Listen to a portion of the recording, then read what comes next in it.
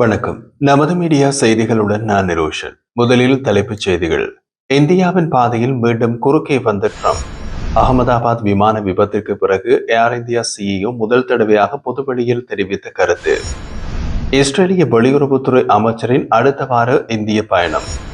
சுகோயை தொடர்ந்து ரஃபால் விமானத்தில் பறந்த குடியரசுத் தலைவர் திரௌபதி முர்மு. அமேசான் நிறுவனத்தின் உலகளாவிய பணி நீக்கம், இந்தியாவில் 1000 பேர் வேலை இழக்கலாம். கிழக்கு லடாக்கில் அமைதிக்காக இந்தியா சீனா சிறப்பு உயர்மட்ட பேச்சுவார்த்தை. இந்திய ஐரோப்பிய யூனியன் தடையில்லா வர்த்தக ஒப்பந்தம் தென் இறுதி கட்டத்தில். இனி விரிவான செய்திகள். இந்திய பிரதமர் நரேந்திர மோடி வலிமையான போற்றத்தக்க தலைவர். ஆனால் அவர் மிகவும் கெடுபிடியானவரும் கூட. இந்தியா பாகிஸ்தான் போர் நான் அவர்களுடன் வர்த்தக ஒப்பந்தம் செய்ய மாட்டேன் என்று சொன்னதாலேயே நிறுத்தப்பட்டது என்று அமெரிக்க ஜனாதிபதி டொனால்ட் ட்ரம்ப் கூறியுள்ளார். கடந்த மே மாதம் இந்தியா பாகிஸ்தான் இடையிலான மோதலை தான் சொன்னதாலேயே இரு நாடுகளும் நிறுத்தி கொண்டதாக அமெரிக்க ஜனாதிபதி டொனால்ட் ட்ரம்ப் மீண்டும் மீண்டும் தெரிவித்து வருகிறார். இதற்கு இந்தியாவும் பதிலடி கொடுத்து விட்டது. ஆனாலும் ட்ரம்ப் அந்த போர் நிறுத்தத்திற்கான நற்பெயரை தனக்குத்தானே வழங்கிக் கொள்வதை நிறுத்திய பாடில்லை. இதனால் அவருக்கு என்ன ஆதாயம் என்று தெரியவில்லை. அவர் போரை நிறுத்தவில்லை என்பது முழு உலகுக்கும் தெரியும் என்ற நிலையில் அவருக்கு அவமானம் ஏற்படுவதுதான் மிச்சம். தென்கொரியாவில் ஆசிய பசிபிக் பொருளாதார ஒத்துழைப்பு கூட்டமைப்பின் தலைவர்கள் கலந்து கொண்ட கூட்டத்தில் ட்ரம்ப் மீண்டும் இதே கூற்றை கூறி தம்மை தாமே பாராட்டிக் கொண்டார். ஆனால் இம்முறை மேலதிக கற்பனை கலந்து தமது பேச்சை சுவையூட்டியுள்ளார். ட்ரம்ப் அங்கு பேசிய போது அணு ஆயுத பலம் கொண்ட இரு நாடுகள் தங்களுக்குள் தீவிரமாக மோதிக்கொண்டிருந்தன. நான் மத்தியஸ்தம் செய்த போது அவர்கள் இருவருமே தங்கள் போரை தொடர்வோம் என்றனர். இருவருமே வலுவானவர்கள். பிரதமர் மோடி மிகவும் நல்லவர், ஆனால் மிகவும் கெடுபிடியானவரும் கூட. நான் அவரிடம் பேசிய போது போரை நாங்கள் தொடர்வோம் என்றார்.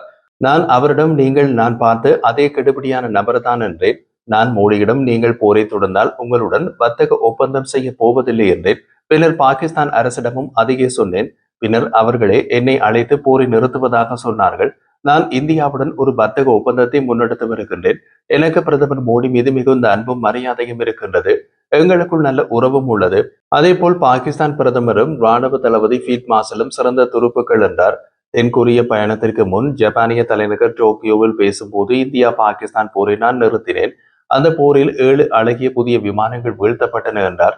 இதுவரை பலமுறை விமானங்கள் வீழ்த்தப்பட்டது என்று குத்துமதிப்பாக கூறி வரும் ட்ரம்ப் ஒரு முறை கூட அது இந்திய விமானமா பாகிஸ்தான் விமானமா என்று வெளிப்படையாக கூறியதில்லை. இந்த போர் மே 7ஆம் தேதி தொடங்கி 10ஆம் தேதிக்குள் முடிந்து விட்டது. இந்த போர் நிறுத்தத்தில் 3ஆம் தரப்பினரின் தலையீடு இல்லை என்று இந்தியா மற்றும் பாகிஸ்தான் இடையே நேரடி பேச்சுவார்த்தை மூலம் போர் நிறுத்தம் ஏற்பட்டது என்றும் இந்திய அரசு ட்ரம்புக்கு குட்டு வைத்தது. குஜராத் மாநிலம் அகமதாபாத் விமான நிலையத்தில் இருந்து கடந்த ஜூன் 12ஆம் தேதி லண்டன் புறப்பட்ட ஏர் இந்தியா பயணிகள் விமானம் புறப்பட்ட சில நிமிடங்களில் விபத்துக்குள்ளானது. விபத்தில் சிக்கிய ஏர் இந்தியா விமானத்தின் போயிங் 7878 ட்ரீம் லைனர் விமானத்தில் மொத்தம் 242 பேர் பயணித்தனர். அந்த விமானத்தில் 241 பேர் உயிரிழந்தனர். ஒருவர் காயங்களுடன் உயிர் பிழைத்தார். அந்த விமான விபத்தை டாடா குழுமத்திற்கு சொந்தமான ஏர் இந்தியா நிறுவனம் அவசரகால உபகரணங்களை சரிபார்க்காமல் விமானங்களை இயக்குவதற்கான எச்சரிக்கைகள் வெளியாகின. இயந்திர பாகங்களை சரியான நேரத்தில் மாற்றாதது, போலி பதிவுகள், பணியாளர் மேலாண்மை குறைபாடு உட்பட பல்வேறு குற்றச்சாட்டுகள் சுமத்தப்பட்டு விசாரணைகள் நடத்தப்பட்டு வருகின்றன. இந்த நிலையில் அகமதாபாத் விபத்துக்கு பின்னர் ஏர் இந்தியா நிறுவனத்தின் தலைமை செயல் அதிகாரி கேம்பல் வில்சன் முதல் தடவையாக பொதுவெளியில் கருத்து தெரிவித்துள்ளார். தலைநகர் டெல்லியில் நடைபெற்ற நிகழ்ச்சியில் பேசிய அவர், தொழில் ரீதியாக இந்த ஆண்டுகளுக்கு மிகவும் சவாலானது. நாங்கள் விசாரணை அமைப்புகளுக்கு தொடர்ந்து ஒத்துழைப்பு கொடுத்து வருகின்றோம். நிறுவனத்தின் உள்ளார்ந்த நடைமுறைகளை மேம்படுத்துவோம். தொடர்ந்து முன்னேறுவது குறித்து நாங்கள் எப்போதும் சிந்தித்து வருகிறோம் என்று தெரிவித்துள்ளார்.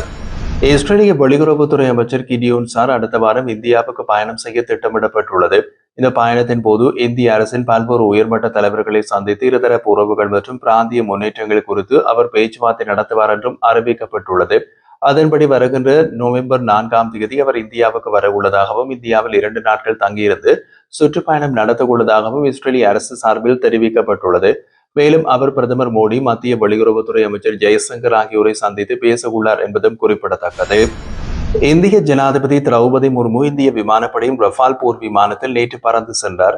அந்த பயணம் மறக்க முடியாத அனுபவம் என்று அவர் குறிப்பிட்டுள்ளார். பிரான்ஸ் நாட்டின் டசால்ட் ஏவியேஷன் நிறுவனத்தின் தயாரிப்பில் உருவான ரஃபால் போர் விமானத்தின் ஹரியானாவில் அம்பாலா நகரில் உள்ள இந்திய விமானப்படை தளத்திலிருந்து இயக்கப்படுகின்றனர்.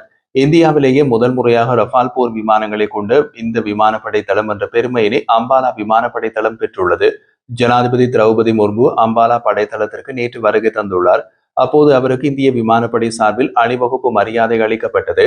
இதனைத் தொடர்ந்து ரஃபால் போர் விமானத்தில் பறப்பதற்கான உடைகளை அணிந்து கொண்டு அதில் பறந்து சென்றார். அவருடன் இதே விமானத்தில் தளத்திலிருந்து இந்திய விமானப்படையின் தலைமை தளபதி AP சிங்கும் தனியாக ஒரு விமானத்தில் பறந்து சென்றார். இந்த பயணத்தை அடுத்து இந்திய விமானப்படையின் 2 போர் விமானங்கள் பறந்த ஒரே இந்திய ஜனாதிபதி என்ற பெருமை திரௌபதி முர்மு பெற்றுள்ளார். ஜனாதிபதி திரௌபதி முர்மு கடந்த 2023ஆம் ஆண்டு அசாமின் தேஜ்பூர் விமானத்திலிருந்து சுகோய் Su-30 MKI போர் விமானத்தில் பயணித்திருந்தார். அவருக்கு முன்பு முன்னாள் ஜனாதிபதிகள் அப்துல் கலாம் மற்றும் பிரதீபா பாட்டீல் ஆகியோர் சுகோய் Su-30 MKI போர் விமானத்தில் பயணித்திருந்தனர். இது பற்றி அவர் வருகையாளர் புத்தகத்தில் குறிப்பிட்ட பதிவில், இந்திய விமானப்படையின் ரஃபால் போர் விமானத்தில் இன்று முதன்முறையாக பறந்து சென்றது எனக்கு மகிழ்ச்சி அளிக்கின்றது. இது ஒரு மறக்க முடியாத அனுபவம். இந்த போர் விமான பயணம் தேசத்தின் பாதுகாப்பு திறன் பற்றி ஒரு புதிய பெருமைக்குரிய உணர்திறனை என்னுள் ஏற்படுத்தியது. இதனை வெற்றியுடன் நடத்தி முடித்ததற்காக இந்திய விமானப்படை மற்றும் அம்பாலாவின் விமான தடத்தின் ஒட்டுமொத்த குழுவினருக்கும் நான் வாழ்த்துக்களை தெரிவித்துக் கொள்கிறேன் என்று குறிப்பிட்டுள்ளார். இதன் பின்னர் அவரிடம் ரஃபால் போர் விமானம் பற்றி இந்திய விமானப்படையின் செயல்திறன்களை பற்றி விரிவாக எடுத்து கூறப்பட்டது. அமேசான் நிறுவனத்தின் உலகளாவிய பணி நீக்க நடவடிக்கையில் இந்தியாவில் 800 முதல் 1000 பேர் வேலை இழக்கலாம் என்ற தகவல்கள் தெரிவிக்கின்றன. செயற்கை நுண்ணறிவு தொழில்நுட்ப வளர்ச்சியினால் பிரபல வர்த்தக மற்றும் தொழில்நுட்ப நிறுவனமான அமேசான் உலகளாவிய சுமார் 30,000 ஊழியர்களை பணி நீக்கம் செய்ய உள்ளது. இதற்காக அக்டோபர் 27ஆம் தேதி இந்த நிறுவனத்தில் ஒரு முக்கிய ஆலோசனை கூட்டம் நடைபெற்றது. மறுநாள் காலை முதல் வேலை இழப்பு தொடர்பாக சம்பந்தப்பட்டவர்களுக்கு இமெயில்கள் அனுப்பப்பட்டு வருவதாக தகவல்கள் தெரிவிக்கின்றன. உலகம் முழுவதும் இந்த நிறுவனத்தின் கார்ப்பரேட் அலுவலகங்களில் உள்ள சுமார் 3,50,000 பணியாளர்களில் சுமார் 10% ஊழியர்கள் இதன் மூலமாக பணி நீக்கம் செய்யப்படுகின்றார்கள். மனிதவள மேலாண்மை கருவிகள் மற்றும் சேவைத்துறை, அமேசான் வெப் சேவைகள் ஆகிய துறைகளில் உள்ளவர்கள் பணி நீக்கம் செய்யப்படுகின்றார்கள். இந்த நிறுவனத்தின் வரலாற்றிலேயே இது மிகப்பெரிய அளவிலான பணி நீக்க நடவடிக்கை என்று கூறப்பட்டுள்ளது. இதற்கு முன் 2022ஆம் ஆண்டில் சுமார் 27,000 பணியாளர்களை அமேசான் பணி நீக்கம் செய்தது மிகப்பெரிய எண்ணிக்கையாக இருந்தது. கார்ப்பரேட் ஊழியர்கள், பொருட்கள் ஏற்றுமதி, சில்லறை வர்த்தகம் ஆகிய துறைகளில் உள்ள ஊழியர்கள் பணி நீக்கம் செய்யப்படலாம் என்றும் கூறப்படுகிறது. அதேபோல் பெங்களூர், ஹைதராபாத், குருகிராம் ஆகிய நகரங்களில் உள்ள இந்த பணி நீக்க நடவடிக்கைகள் இருக்கலாம் என்றும் பணி நீக்கம் செய்யப்படுவோருக்கு 90 நாட்களுக்கு ஊதியம் உட்பட சலுகைகள் வழங்கப்படலாம் என்றும் தகவல்கள் தெரிவிக்கின்றன. கிழக்கு லடாக்கில் உள்ள LACயில் அமைதியின் நிலைத்தன்மையை பேண இந்தியாவும் சீனாவும் ஒப்புக்கொண்டு சிறப்பு ராணுவ உயர்மட்ட புதிய சுற்று பேச்சுவார்த்தைகள் நடந்தது. கிழக்கு லடாக்கிலுடன் நடைமுறை கட்டுப்பாட்டு கோட்டு, அமைதி மற்றும் பாதுகாப்பை பராமரிப்பதில் கவனம் செலுத்தும் விதத்தில் இந்தியாவும் சீனாவும் புதிய சுற்று உயர்மட்ட ராணுவ பேச்சுவார்த்தைகளை நடத்தின. இந்திய எல்லை புள்ளியில் காப்ஸ் தளபதி அளவிலான கூட்டம் நடைபெற்றது குறித்து இந்திய வெளியுறவுத்துறை அமைச்சு வெளியிட்ட தகவலின்படி, கிழக்கு லடாக்கில் உள்ள மோல்டோ சுஷுல் எல்லை பகுதியில் 23வது சுற்று காப்ஸ் தளபதி அளவிலான கூட்டம் நடைபெற்றது. இந்த பேச்சுவார்த்தை ஆகஸ்ட் மாதம் தேசிய பாதுகாப்பு ஆலோசகர் அஜித் துவால் மற்றும் சீன வெளியுறவு அமைச்சர் வாங்ஜி இடையே சிறப்பு பிரதிநிதிகள் பேச்சுவார்த்தைக்கு பின்னர் இரு இராணுவத்தினரிடையே இதுதான் முதல் சந்திப்பு.